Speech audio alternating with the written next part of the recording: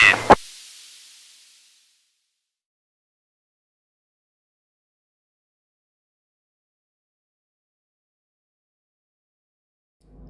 everyone, Robbie from Daisho Tactical bringing you a video about doors and CQB and how to deal with them. This is the first in a series I did about a year and a half ago covering some trouble areas in structures, doors, hallways, and stairwells. First thing you're going to notice is I don't have a beard in the video because a year and a half ago my department didn't allow them. So if you ever wonder what I look like without a beard, here it is. Now, this started out as a subreddit conversation on r/CQB. You'll find me on there sometimes. Some guy was asking about how we deal with doors. And I gave an answer, but I felt like it would probably make a better video than a short subreddit post. So in CQB, there's basically two types of doors, inward opening and outward opening. Yeah, there's other crap like sliders and stuff, but for the most part, that's it. In a residential setting, outward opening is not very common. Okay, there's basically three times you're going to run into it. The first door, the initial door, the screen door, okay, on the exterior of the house, which is obviously accompanied by an inward opening door, so it doesn't really count. You also find it on closets, which are usually pretty easy to spot because they're going to be in a hallway or you're already in a bedroom and there's an outward opening door. Okay, closet. And the last one is not as common in modern construction. It's on stairwells. Downward stairs, like going down to a basement, you'll still see that. Stairwells going upstairs, not that common in modern construction. So what we deal with most of the time is inward opening doors. So that's what I'm going to spend most of the time talking about. So forgive me, this isn't perfectly to scale.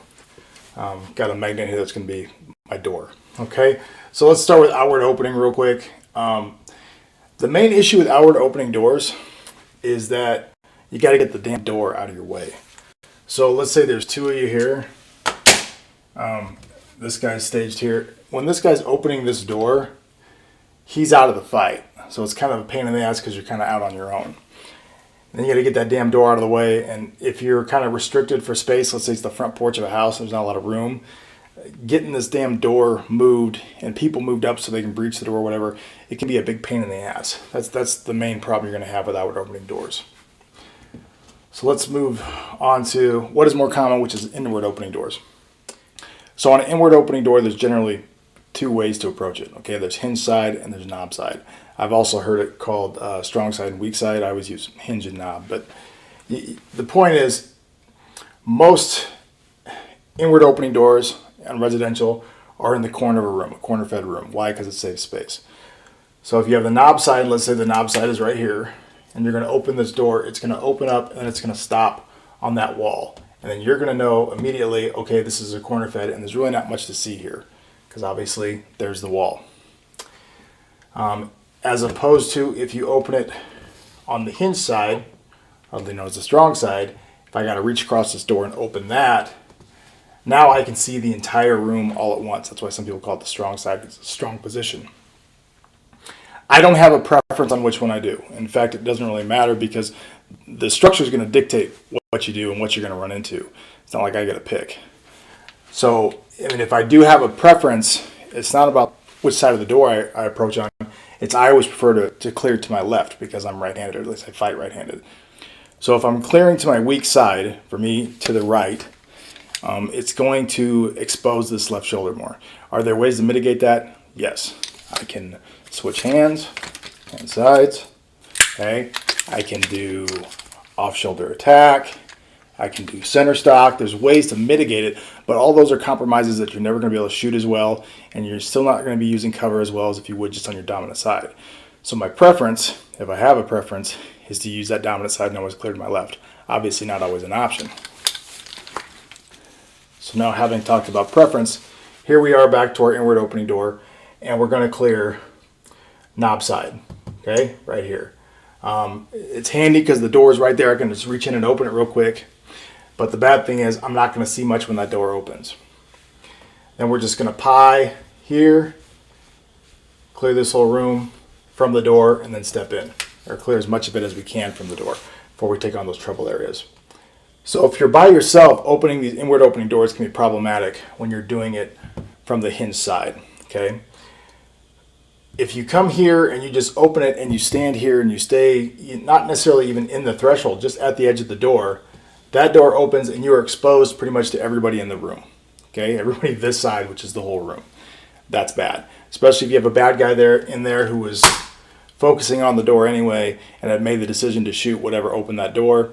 You're way behind the OODA loop on that one. You're going to lose every time. My solution to this problem is when you open this door, when you swing it open, you immediately retreat back, okay, out of sight. If rounds come through here after that, you know 3 things. 1, there's somebody in there. 2, they're armed. 3, they have hostile intent. That's a lot of good info we didn't have just moments earlier. Okay, then we can pick a different or better way to deal with that knucklehead. Let's say there isn't anybody, there isn't any shots, who knows? Then I'm going to slowly move up and start pieing this door. First thing I'm going to do is pie down here, try to get this deep angle cleared, okay, narrow approach. And then we're just going to pie the whole room until we see that wall. And then we're going to step in and take another look at this hard corner just in case there was somebody hiding way over here that we couldn't see.